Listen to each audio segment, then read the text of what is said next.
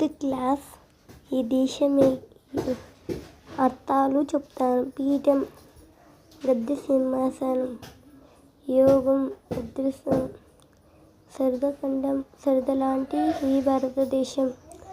జన్మించడం, పుట్టడం, ఠెంగు, తెలుగు,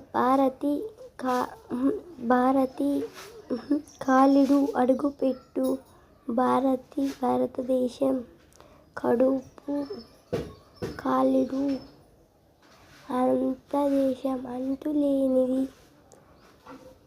కష్టం, ఇబ్బంది.